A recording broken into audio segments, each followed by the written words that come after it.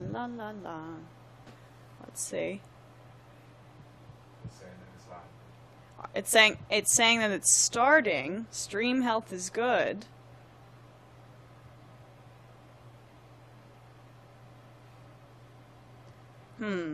Wait.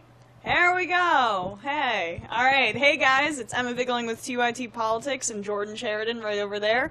Hope everyone is doing well today. Do you have a mic? I do. Can people hear me? Ty? Oh, it's that thing? Lapel. Yeah, I'm getting bougie. Wow. For those of you that don't know, I just got acupuncture about an hour ago. My rotator cuff is partially torn. I have 2 herniated discs in my lower back. It hurts just to shave. That's why I look like a grizzly bear right now. I've had a lot of nasty comments about my beard lately. It's been hurting me. So please hold your fire. I'll shave when I have the strength to. Actually, Ty, our lovely and charismatic, very smart, wonderful cameraman, editor, potentially a producer. We'll see about that. He might shave me later, so we'll see about that. Oh, all right. But as you can see, we are gradually stepping up every day. So the lighting looks good today. We do need to get a different backdrop because this is a little wrinkled. But, you know, it's getting in the right direction. Yeah, we're working on it, guys. Little housekeeping before we start. I want you, if you like the show today, as we go live, I want you to tweet using the hashtag #RealityRescued. What does reality rescued mean? Of course, I thought of the name because I don't think what you see on CNN and the New York Times is reality. I think what you see mostly in corporate media and a lot of indie media, frankly, is just a BS propagandized infotainment. So we are trying to present to you reality. And, of course, we want it to be active, so we are rescuing reality. So, hashtag reality rescued if you like what we're talking about. And anything I missed? Nothing really. We're going to give you a bunch of topics today, and I hope you like them. Don't forget to give us feedback, hashtag TYT Live. If you like it, especially, we like that kind of feedback because people pay attention to hashtag TYT Live. So, if you like it, maybe some other people will see that you guys like it, and da-da-da-da-da-da. Did you not just hear me tell them hashtag reality rescued? You tell them hashtag TYT you can do Live. Both. All right, do both. That's fine. Okay, so, yeah, let's get to it.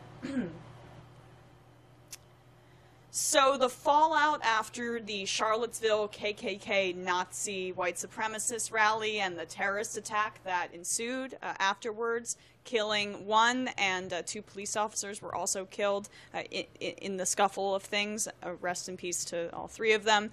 There have been numerous Republican senators, as we covered yesterday, and leaders that have denounced the violence there. Trump, it took him a very long time to do so. So the fallout, in addition to the white supremacist fallout, has been towards Donald Trump, because he is perceived correctly as giving them essentially a dog whistle and not being as strong against them as he should have been. So there was going to be a white supremacist rally at Texas A&M, and it was going to take place on September 11th. I'm sure that's not by accident. It has been canceled due to safety concerns, the university announced Monday evening. The event was being billed as a White Lives Matter rally by its white nationalist-aligned organizer Preston Wigginton. Jesus, what a white name. The event was being directly linked to the violence in Charlottesville and billed as a sequel of sorts in the press release distributed by Wigginton that read, "Today, Charlottesville, tomorrow, Texas A&M." The planned white supremacist march on campus was... The planned white supremacist march on campus in College Station, which far-right neo-Nazi leader Richard Spencer was set to attend, sparked outrage online and set up another potentially violent confrontation on the anniversary of September 11th. So, yes, that has been canceled by the university, which I think is a good thing. I'm all for free speech, but the way that these demonstrators and white nationalists and Nazis have been exercising said speech has really been violent. It's been extremely aggressive. Someone obviously died. And the imagery there, if you've seen anything from Vice's coverage, they did amazing coverage, was hard to watch. It was incredibly saddening. So I do think Texas A&M made the right move there. But again, this is Texas, a very conservative state. Monuments have been taken down all throughout the country. The fallout continues, and the fallout continues in the Trump administration. A fourth executive has resigned from the Trump advisory committee since the Charlottesville incident happened. The president of a manufacturing association has become the fourth executive to walk away from President Trump after he took 2 days to denounce white supremacy. Scott Paul, head of the Alliance for American Manufacturing, quit Trump's Manufacturing Council on Tuesday. He said on Twitter, "It was the right thing for me to do." He joined the CEOs of Merck, Under Armour, and Intel, who all left the council Monday. The group, which Trump established in January with about 24 members, is supposed to meet occasionally to offer the president advice on job growth. Trump said on Twitter that he and other CEOs ready to step in and that the grandstanders should not have joined the Manufacturing Council in the first place. He said that in reference to the Merck CEO, who was the African-American CEO who resigned. The other two, I'm not sure about this fourth guy, were what? Any thoughts, Jordan? Yeah, I mean, bottom line, Trump, as soon as an African-American CEO resigned, he tweeted, "Now that Ken Frazier of Merck Pharma has resigned from President's Manufacturing Council, he will have more time to lower rip-off drug prices." Besides the fact that Trump doesn't actually care about lowering drug prices, neither does the Republican Party, and frankly, the Democratic Party either, because it could have happened in California. I digress.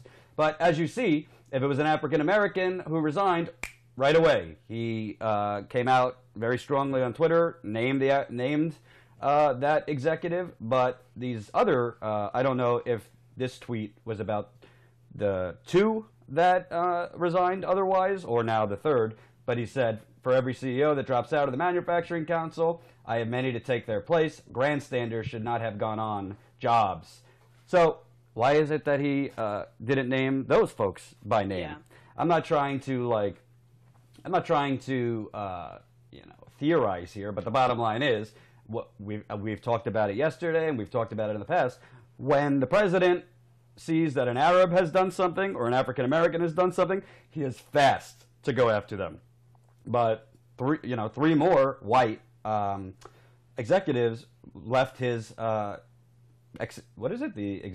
Economic Council, Yeah. and he pretty much just spoke in generalities. So I think there's an inconsistency. I do think it's subtle racism.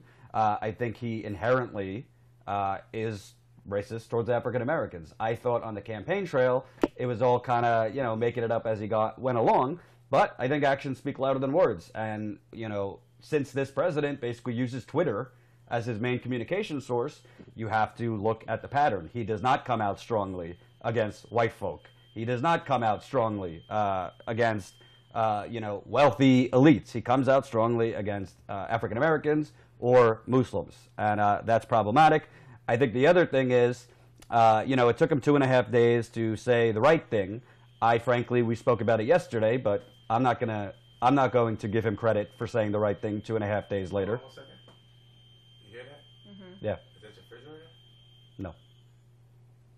I think it's coming from outside. Sorry. New York City. Yeah. So it took him 2.5 days to say the right thing. But the other thing is, he then, right after he spoke, tweets out slamming the media. So basically, this is the president's priorities: not coming out strongly right out of the gate against white supremacy, but attacking the media or an African American executive. Yeah, so I mean, let me also clarify, the grandstanders tweet was not the first tweet that was referenced. It was in general to the CEOs who had resigned. So we know that Trump is a racist, and I think that it's pretty obvious by his Central Park 5 insistence. After the Central Park 5, if you guys have not looked it up, were exonerated by DNA evidence. They were 5 African-American men who were accused of assaulting a woman in the Central Park. Trump, for decades later, insisted that the Central Park 5 were still... Audio. Sorry. Go on. Okay. Central Park 5 were guilty, despite the fact that DNA evidence had exonerated them. And I think that what's the most troubling about it is, Trump said his little speech yesterday. It was written for him. It didn't really seem like he was that interested in it or passionate about it. It seems like he was forced to do it. Yet there are further rallies being planned. Yes, this one at Texas A&M was canceled, but there are other ones planned for this weekend. So he spoke out against white supremacy and KKK yesterday, but he's not saying anything about, I denounce all further things. We should be engaging in dialogue, not going around waving Confederate flags, this and that. So, I guess you could give him a point or two for finally doing the right thing, but I don't expect him to come out in the future, like this weekend, if there's more white supremacy marches, and that's what he needs to do. He needs to come out strongly against it. I think my mic was okay. No, it went out. Oh, really? Yeah, I heard it. It went out? Okay, sorry guys.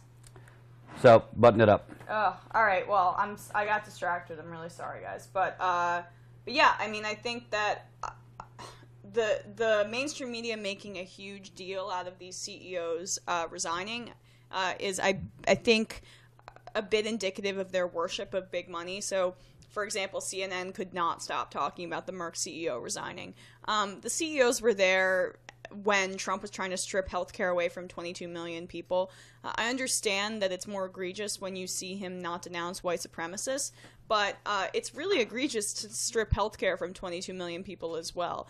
The Merck CEO, being African American himself, because this personally affected him in a specific way, then he resigned, and apparently Merck stocks have gone up significantly. But I would have had more respect for him if he saw the Republican healthcare plan and what Trump was trying to push through and resigned then. But again, these CEOs are in the business of making money, and if Trump was trying to take healthcare away from millions of people and Merck was going to get more money, he was on board for that. That's a different kind of immorality. But maybe now that big money is paying attention, maybe the rest of the Republican Party will. And I think that's a really good point, actually, because I was saying yesterday, yeah, I mean, it's great that the Republicans are coming out against just a vile and obvious, KKK rally and stuff. But let's not give the Republicans a pass for the Tea Party. And let's not give these CEOs a pass. I mean, they know what this guy stands for. He is calling for a Muslim ban. Mexicans are rapists, all this, and they joined his council anyway. They're not doing it because they know that he's morally iffy, if you want to say. But when in this country, I call it the United Corporations of America, this corporation, the company is run on greed. The country is run on greed, and the country is run by these CEOs who are in bed with the politicians. So these same politicians and executives that left the council today, I give them credit, but I mean, they knew what this guy stood for before, and it took a KKK rally and Trump not denouncing it to be. So points for you for doing the right thing now, but I would implore, more executives to look at not only what he's saying, but the proposals that he's pushing. Agreed.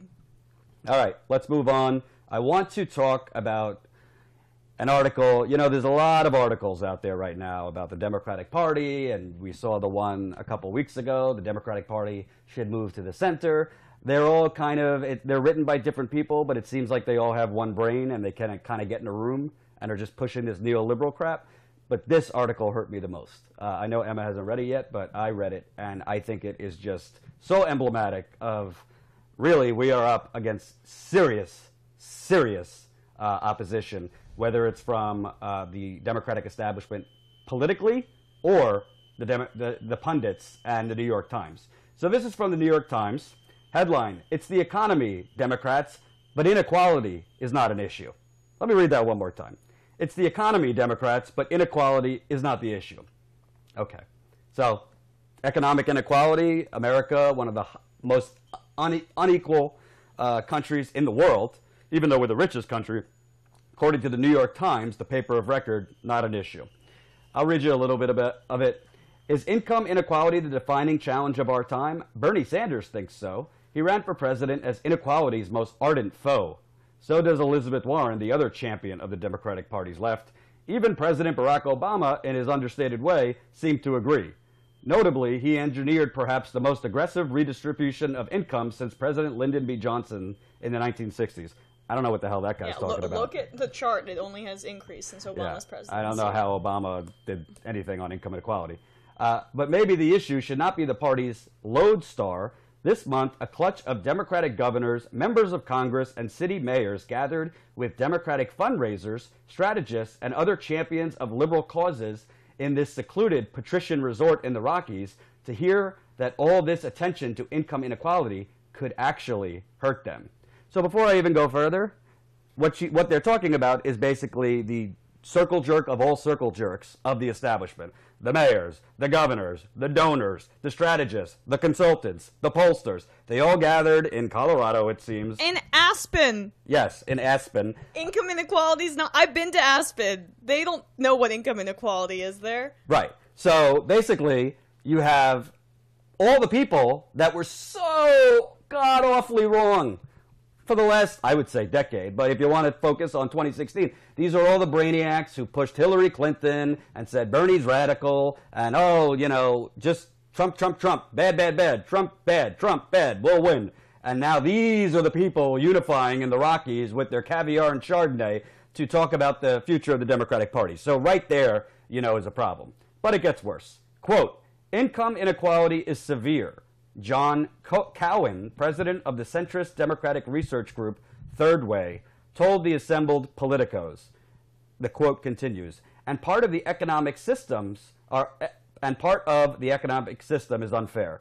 But these are not the central problems vexing most Americans. Oh, you know what the central problem is, Johnny boy?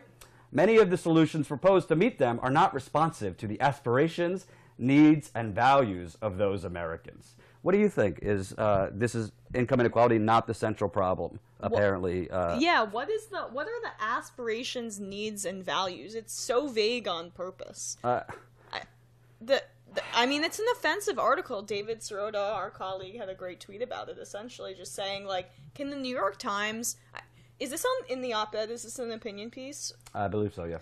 Okay, thank God. I mean, the New York Times is pushing it. But I know they try to give diversity to the people in their editorial board, but if you want diversity, why wouldn't you have a surrogate or a champion of someone who was the most popular most popular politician in the country, former presidential candidate? They only seem to have conservative economists on their editorial board or corporate Democrats. That's it. And I think that they're doing their paper a disservice by not putting on some sort of populist writer, but I understand that that's not popular in the cocktail crowd, but maybe they want to expand their readership to people that aren't pretentious New York wine sippers, and I love wine, but I gotta be real with you. I mean, I know these crowds, I know these people, and they just think, you know, manufacturing, it's all out the window, these trade deals are awesome, yeah, rah, rah, rah, and that's the exact kind of crowd that's in the New York Times. Again, someone like Michelle Alexander, a renowned columnist and professor, was pro-Bernie, wrote the new Jim Crow. Why doesn't someone like her, why wouldn't they put her on their editorial board? It's just such a circle jerk. And Love Cat says, I aspire to feed my family and pay my mortgage. Yes, Love Cat, but you have probably had a hard time doing that since the deck is stacked against you and all the money funnels to the oligarchy that's meeting in Colorado to circle jerk each other. You see how that works? Now, and if you like my, what was that, a metaphor or an alliteration? I don't even know. Hashtag reality rescued for more of this dynamic duo. Let me read you the rest because it's so devoid of any self-awareness. The focus on inequality misses the mark on more than substance, he argued. In a country where only a quarter of voters identify as liberals and 2/3 believe that, quote, big government is the main threat to the nation's future, and where over the last decade the Democratic Party has hemorrhaged governorships, seats in Congress, and half of its seats in state legislatures, focusing on income redistribution could amount to political suicide. Instead, he argues, Democrats should aim at what he defined as the scarcity of opportunity of afflicting so many Americans. Quote, the great moral cause of our time. Holy Jesus Christ, Mother of Moses. This guy is such a fucking idiot, I can't even handle it. How do I even break this down? Because I could break this down word by word, but I'll go each sentence. Okay. The focus on inequality misses the mark on more than substance, he argued. All right, can't break that down. In a country where only a quarter of voters identify as liberals, half the country doesn't vote, you fucking idiot. So this is cherry-picked Oh, we're going to be demonetized because I keep Oh, no. I keep fucking and fucking and fucking. Oh well. In a country where only a quarter of voters identify as liberals, half the country isn't even registered, and 2/3 believe that big government is the main threat to the nation's future. I don't even know where you're getting that from. Look at any poll issue by issue. Look Right. at income inequality polls. There are polls about it. Do people think it's a problem? Right.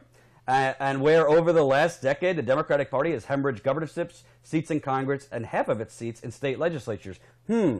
Have the Democrats that have lost on the governor's level, on the mayor's level, in the legislatures, been running on income inequality? I don't remember that. Do you remember that? I don't remember that. There are only, I would say, maybe 5 Democrats that I could think of nationally that ran on income inequality. You know the last They're Democrat? pretty successful. You know the last Democrat that I remember running on income inequality, other than Bernie, and won re-election? Barack Obama.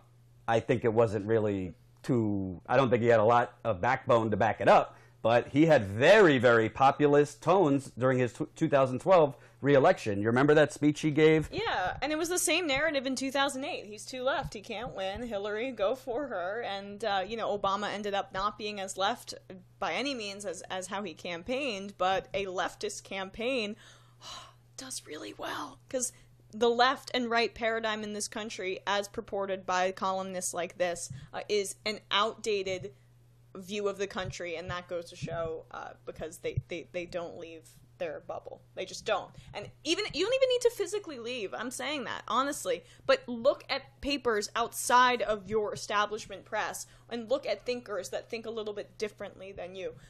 I mean, I'll even read the Daily Caller from time to time. I don't agree with them on much, but these people, I've heard from, I have family members that work in the establishment press, that I need to diversify my opinions. Whoa. You got family members in the establishment press? One.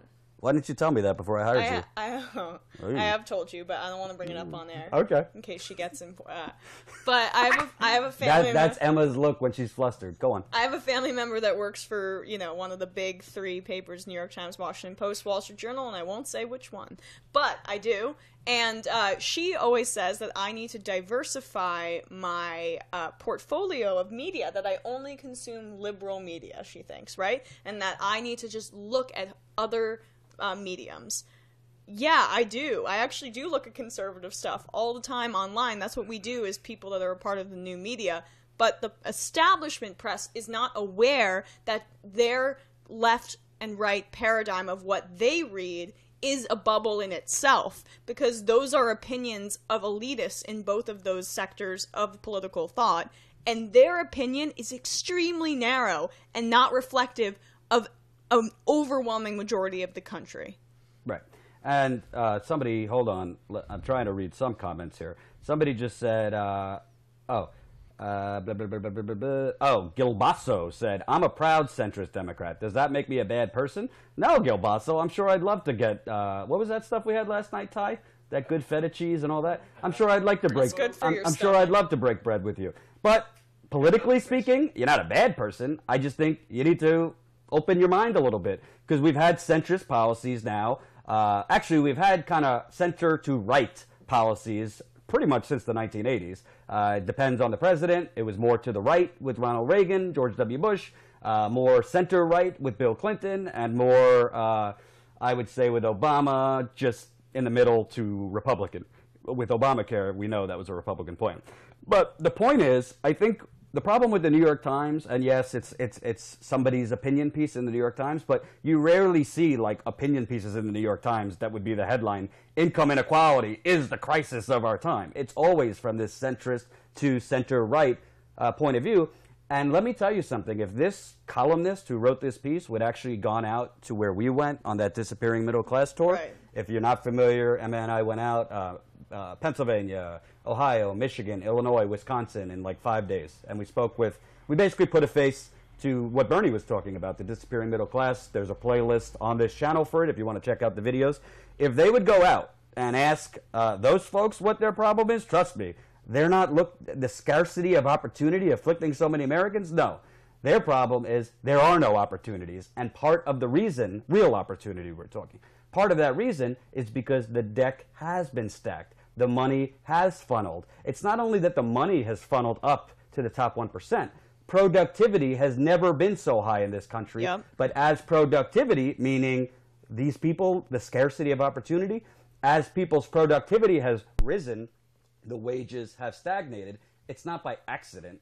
It's what the government, in concert with the corporations and Wall Street and the lobbyists, and I think the media, have done to people. So these people are very disconnected from what real people are going through, and that's part of why Trump was able to win.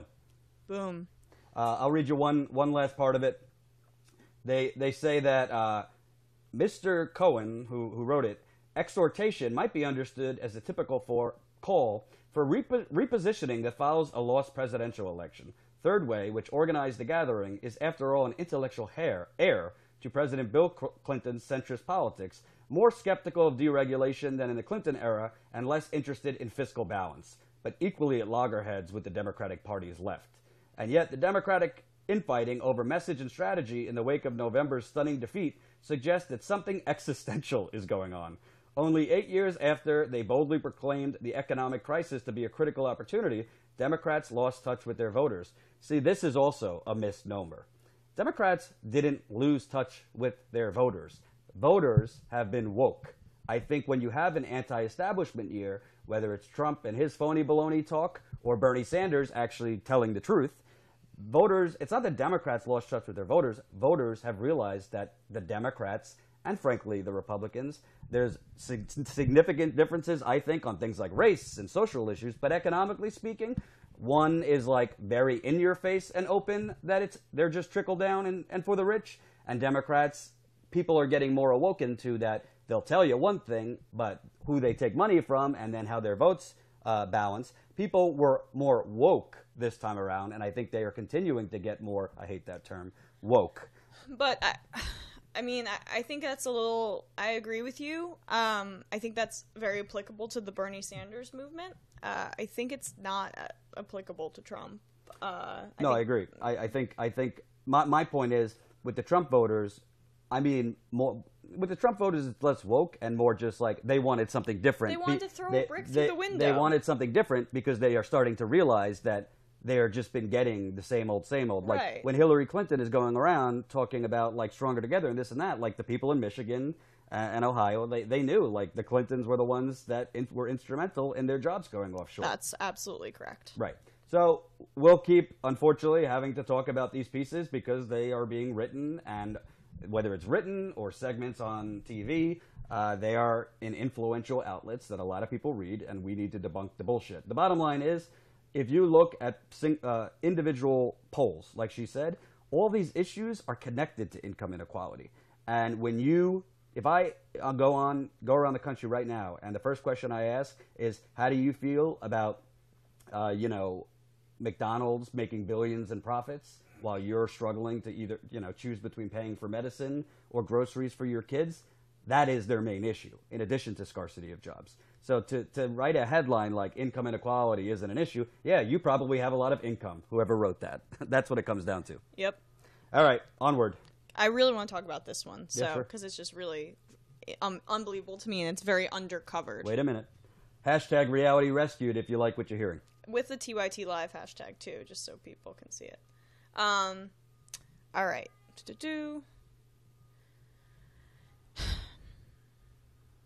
So the headline right now on the Hill, one of the biggest headlines is that, I guess it's not, I'm going to start over because it's not one of the biggest headlines. It's gotten no coverage. One of the headlines on the Hill today is that the Justice Department has demanded 1.3 million IP addresses related to a Trump-resistant site. That's what we're talking about here. They are asking for IP addresses for people that are resistant to Trump, who are his political opponents. The Department of Justice has requested information on visitors to a website used to organize protests against President Trump, the Los Angeles-based DreamHost said in a blog post published on Monday. DreamHost. Wow, what's the Freudian slip there? DreamHost, a web hosting provider, said that it had been working with the Department of Justice for several months on the request, which believes goes too far under the Constitution. DreamHost claimed that the complying with the request from the Department of Justice would amount to handing over roughly 1.3 million visitor IP addresses to the government, in addition to contact information, email content, and photos of thousands of visitors to the website, which was involved in organizing protests against Trump on Inauguration Day. That information could be used to identify any individuals who use the site to exercise and express political speech protected under the Constitution's First Amendment. DreamHost wrote in a blog post on Monday, that should be enough to set alarm bells off in anyone's mind. When contacted, the Justice Department directed the Hill to the U.S. Attorney's Office in D.C. The U.S. Attorney's Office declined to comment, but provided the filings related to the case.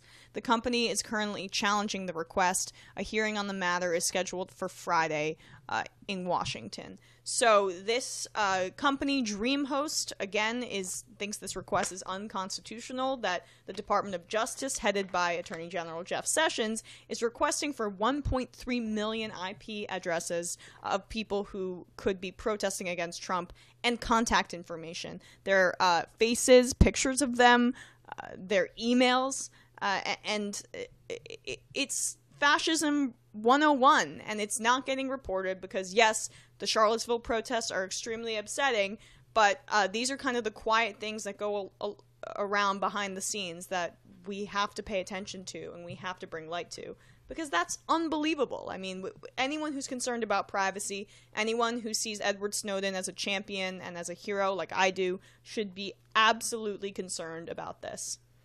Yeah, I mean, it's all a red herring. I mean, it's un-American. When they are asking for data from all the states for voter fraud, and now asking for IP addresses, it's un-American. Frankly, it's fascism. This is how fascism starts. People are worried about net neutrality and those kinds of things. But I mean, when Jeff Sessions, by the way, this story didn't get a lot of coverage. Literally, I believe during Jeff Sessions' swearing in or hearing for getting approved as the Department of Justice, somebody laughed and was charged with laughing at Jeff Sessions. Right. And literally was charged. I think she got like a 1-year sentence. I don't know where that process is in. So you have a Justice Department run by this guy who's trying to roll back everything, civil rights, empower police departments even further, criminalize again marijuana, and coupled with a president who he's trying to get back in his good graces. Essentially, this is beyond just privacy issues. This is freedom, right? This is basically opening the door for political retribution for people exercising their First Amendment right. So that's an issue, whether you're progressive or like a total batshit right-wing person, in my view. Yeah. Like, if they start doing this, where does it stop? If this becomes the normal thing that you could be asking for people's IP addresses, can you start asking for their cell phone numbers, for their home addresses? You know, in Flint, there's cops right now knocking on people's doors that signed the recall for the mayor. Can government officials or the FBI start knocking on doors because they don't like something you said on an anti-Trump or resistance chat? So it's really scary, and I think as strong as Democrats and Republicans came out against this KKK rally, people should come out against this too. Yeah, I think it's concerning because Jeff Sessions has shown authoritarian following tendencies. Trump has essentially treated him like a human punching bag, and now he still is doing his bidding. He wants to crack down again on marijuana, roll back any protections that the Obama administration put in place in terms of civil forfeiture. Obama was very good on that issue, which disproportionately affects poor and minority people, and allows the police to just take what they want from them before a conviction even happens. And this is in that same vein of kind of authoritarian fascism, cracking down on any kind of resistance and just allowing the American people to be treated like this kind of monolith that the government can just impose their will upon. And that's what Jeff Sessions is. He's an old school racist and an old school authoritarian, and I hope this story gets a little bit more coverage. Yeah, and by the way, I just think this is interesting for what we're talking about.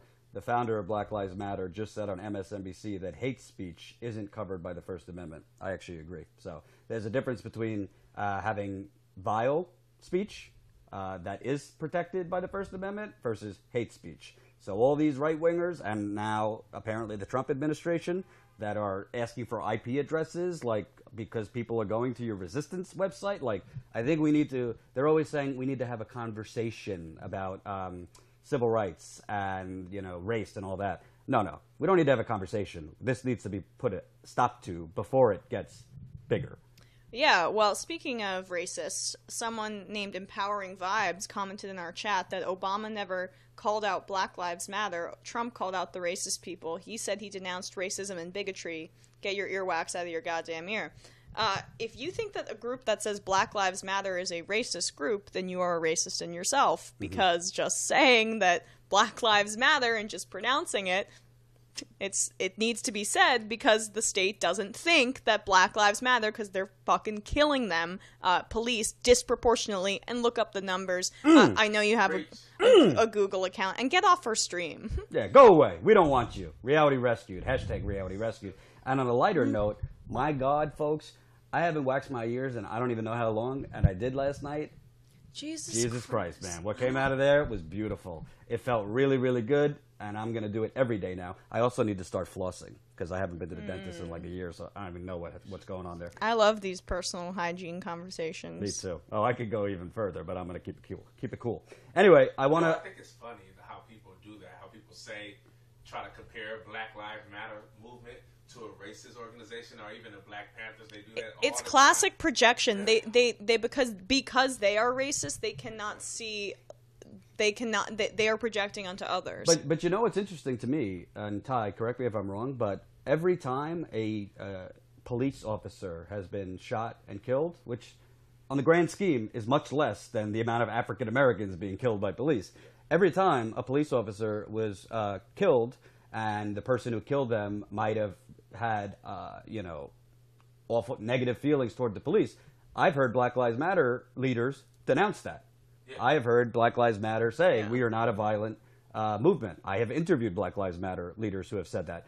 I have not heard one white supremacist leader denounce this crazy person mowing down people at a rally. So, yeah, I mean, get off our stream. You have to understand, every resistance is a reaction. You know what I'm saying?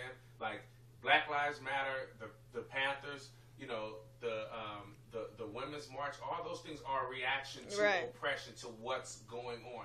They are reacting. And it's all about being treated equal. And if you think being treated equal is racist, then you're absurd. Yeah. Right. I'm going to actually pivot to a different story. Quick audible here. So we were going to talk about NAFTA. Maybe we'll talk about that another day, but I want to get to this. So, I've covered Flint quite a bit. On the road, I've been there 8 times. Ty and I are probably going back soon. Were you there with me once? Yeah, once. Yeah. So I want to keep this in the news because there is Rick Snyder is, thank the Lord, done next year. So there will be a governor's race next year. So some of the Democratic candidates recently held a forum. I believe it was over the weekend.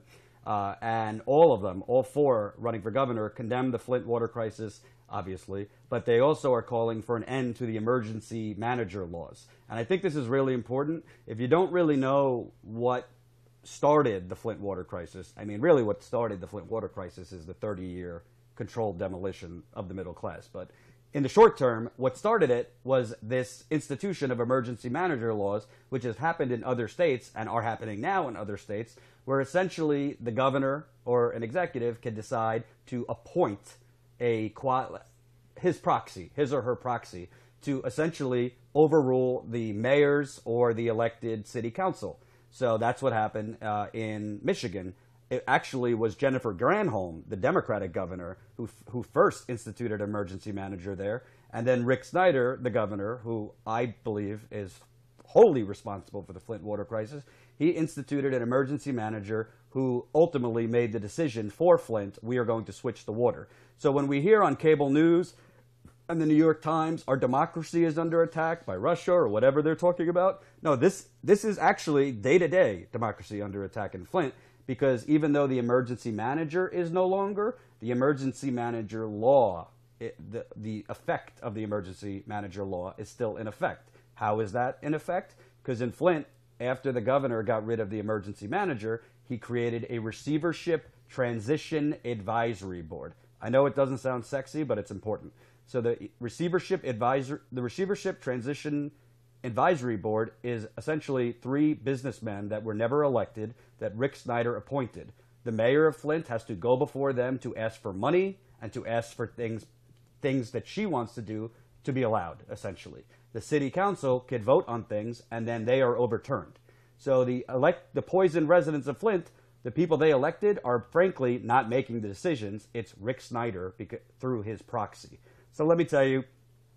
Well, can I just add that while we talk about corruption on the national level, and it's incredibly important, and why systemic corruption is so undemocratic, it's important to also talk about undemocratic processes that are outside of, I would say, corruption. I mean, I know he's a corrupt person, but it's also just essentially him bigfooting local representatives, Rick Snyder, and putting in his own people so he can control them for his own interests. That's as undemocratic as it gets. These people were elected by their local constituents, and the governor, who does not have jurisdiction over them, they are independent legislators and independent representatives, has instituted his own people. It should get national attention that it is a dictatorial tactic by Rick Snyder, and thankfully he will be out of office soon, but this certainly has not gotten enough attention in the national coverage, the limited national coverage of the Flint water crisis. And by the way, real quick before I get into this, it's not just Flint. I mean, I went down to Alabama. The legislature blocked Birmingham, who had elected officials, voted on raising the minimum wage. They're doing the same thing in Minneapolis, blocking cities from raising the minimum wage. That's not democratic. Right. The city representatives were elected. They are voting to raise the minimum wage, and then they're being blocked. South Dakota.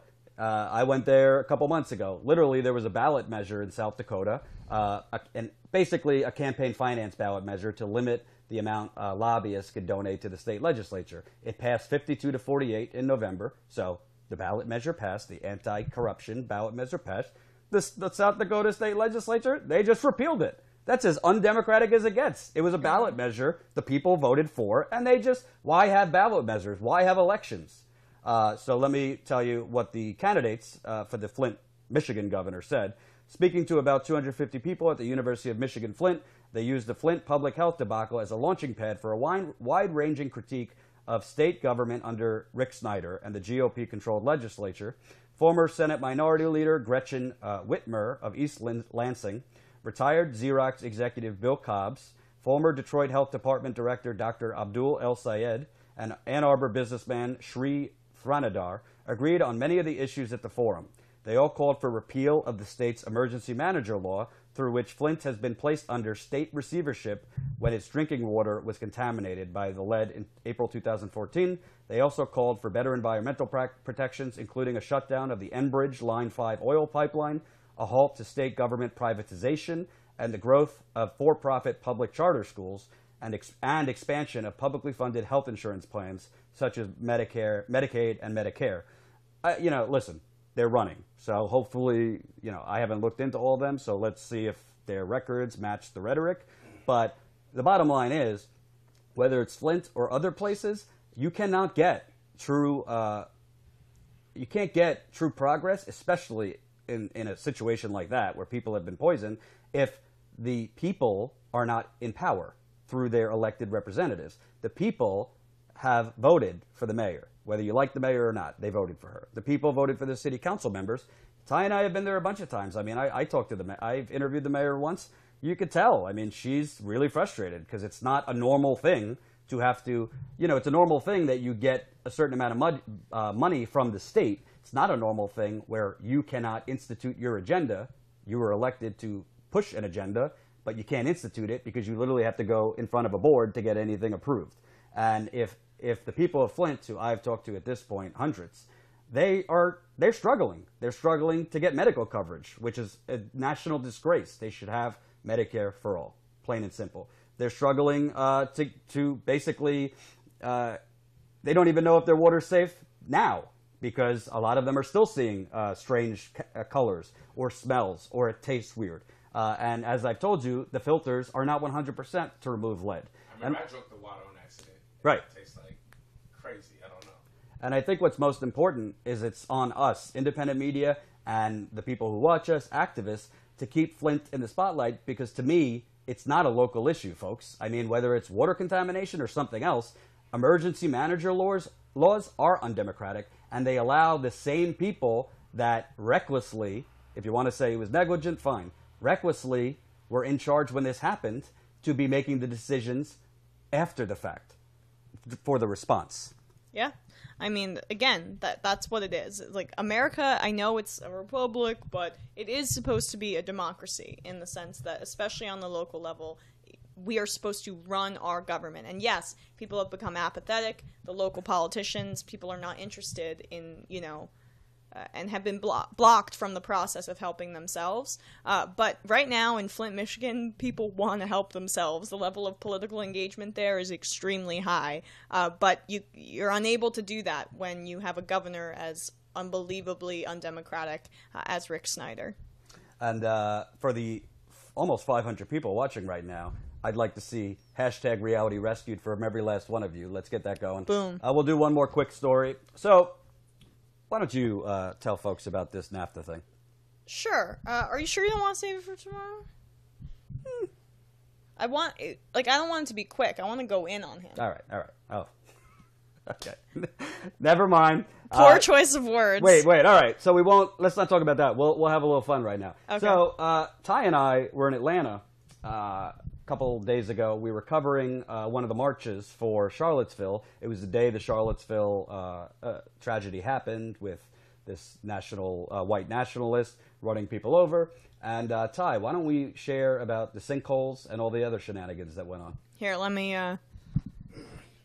switch out. I think you should know what actually happens behind the scenes or in front of the scenes when yours truly and by the way, #Ty Tuesday. It's Ty Is it Tuesday? It might be coming down the pike. A little show with this man over here. We can do that later on. Yeah, we'll see.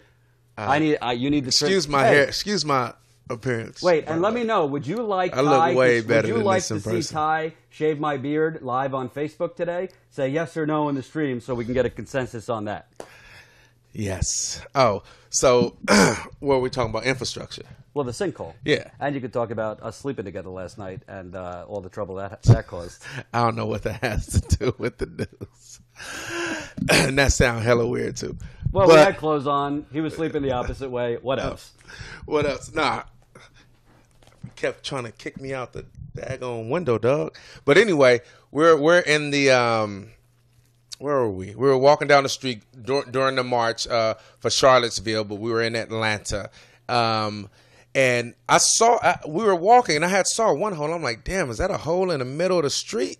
And it was probably maybe in the first lane of the street. And so I passed by that one. So I'm walking backwards as I'm filming Jordan. And literally right before I stopped, this guy kind of touched me and like moved me. And, I kind of got a little jumpy at first. I'm like, why are you touching me? But he was trying to save me from a hole. I was just about to die or break my ankle in at least. Not like it was a deep hole. Yeah, you could. 1 foot of yours could have definitely got stuck in there. Yeah, easy. That was crazy. Yeah. So also the other crazy part for me is with those marches and stuff, you gotta we don't really have a place to drop our stuff off. So I'm carrying my backpack. I have my blazer on. It's 90 degrees out. Yeah. I'm schwitzing. I'm sweat's coming down. I'm also schwitzing. Schwitzing. It's a Yiddish word. Yiddish. You love your Jewish what talk. What is that? Schwitzing. I'm hot. I'm schwitzing. Schwitzing. Yeah, my dearly Larry departed, David. My dearly departed grandma, who recently passed, used to say that all the time. Anyway, but did you see me running into cones and stuff as I'm backing up? Yeah. It's no joke. It's crazy. Now somebody else. They don't have state tax there. They may want to change that. Yeah, Jackie, why are you talking about that I need a girlfriend? Did I say something? I'm not going to get in. I think you need a girlfriend because then she can cut your beard. No, people are saying they want you to cut my beard and they want it to be live on Facebook. So I'm just saying, I think that's probably what she meant is you need a girlfriend. But Jackie, it's interesting that you say that, because Ty and I were actually talking about a relationship and politics show, kind of merging, dating and relationships and why I'm single. I feel like I have a good commentary on relationships. I don't know if I agree with that, but yeah, we'll see. We'll see. And Emma, I'm the only one in a relationship. you know what's crazy? How people that aren't in a relationship feel like they can give the best advice about relationships. Emma, I wouldn't take advice. But to keep it 100, just if I have been in a few relationships and I know how it works and I know how it doesn't work. I know how they end it. I know my part. I'm a pretty self-aware guy, I feel. And I think you're the opposite of self-aware. No, I'm very self-aware. That's why I can tell you how I am, and you're like, that's being self-aware. Regardless if you agree with it or not, it's still understanding who I am. Well, I want to admit to a mistake I made yesterday, and you're going to like this. I thought about it after the fact. Carrie? No. So Ty, to get to the Trump rally, the Trump protest outside Trump Tower, watch it on TYT Politics Facebook. We covered outside of Trump Tower. They had a big rally against Trump. So there were barricades everywhere. So Ty and I walked up, and they weren't letting us in. And this girl kind of slipped in with us. She wasn't with us, but she slipped in with us to try to act like she was our producer to get through. Yeah. And she kind of was a little flirty with the cop, and the cop let us through. And then, let us right through. Yeah. I love that. We should always have a... And then, her and I were talking once Ty and I was about to leave, and I didn't get her number. I should have, because she was kind of giving me that eye, a little bit. I should have got her number. Did you go to sleep and I thought about it. This? I thought about it. I asked him 5 times. I'm like, dog, you get her number? He's like, nah. I'm like, why not? I got shit to do. It's crazy. No, but you know what? I should have. So if we're trying to get Ty to move to New York. So if Ty is my full-time wingman, I think I'll be a lot happier. I think I'll probably be in a relationship sooner. He says I don't talk to enough girls. My thing is I don't like to hit on anything that breathes. So that's the stalemate. I think it's either a cop-out or just a misunderstanding. I would go with the former, because I always tell him every time we talk that it's not about trying to have sex with every girl that you meet. But if you're at a club or you're at a bar or you're walking down the street or you're shopping, whatever, sometimes you see people, they're attractive.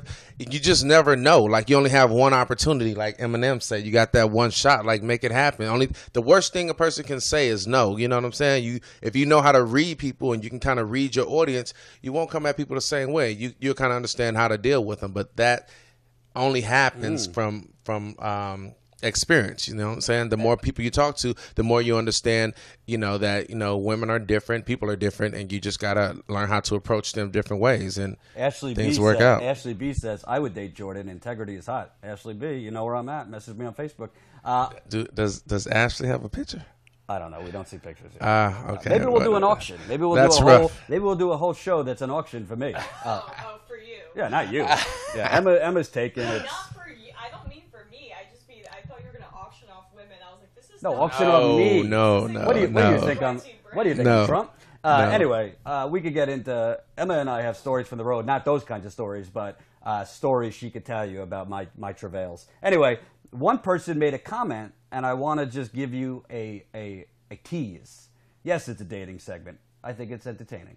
Somebody said, hey, Jordan, it seems like subscribers have kind of stalled on the channel. We have grown a little bit, but definitely not at the pace we did last year. So I'm going to give you a little bit of a tease. Change is a-coming. Change is a-coming at TYT Politics. So stay tuned for a lot of good things in the fall. We'll give you more details as we have them, but we will, be definitely making some tweaks, shall I say, in September. I think you're going to like them. I think they're going to involve a lot more of Emma Bear and Jordan and Omiki and hopefully this man. Your thoughts? My thoughts is I would love for you guys. I'm sure you all are avid watchers. Give us suggestions. What do you want to see? What things do you want to see? Things that you want to hear about? Things that you want us to talk about? What would seem more intriguing to you to want to share it or tell a friend about it and subscribe? How do you feel that we're lacking, if we are? And somebody called you Charles Barkley. That seems to be the overarching. Yeah, Charles. I heard that my whole life, actually, That's and actually a good I hate it because I feel like I look way better I than think him. he looks more like Adrian Peterson. Doesn't he look like the running back? I don't look like Ty? Anyway, Emma and I. Why are people always saying black people look like other black people? I don't know. Emma and I are going to be live tomorrow, 1 o'clock. And Thursday and Friday, Emma is on vacation, so I'm going to have probably like a guest co-host. Maybe Ty, maybe somebody else, maybe Ashley B. If you want to fly in, we could talk. But yeah, we're going to try to do this more regularly on the daily if we can.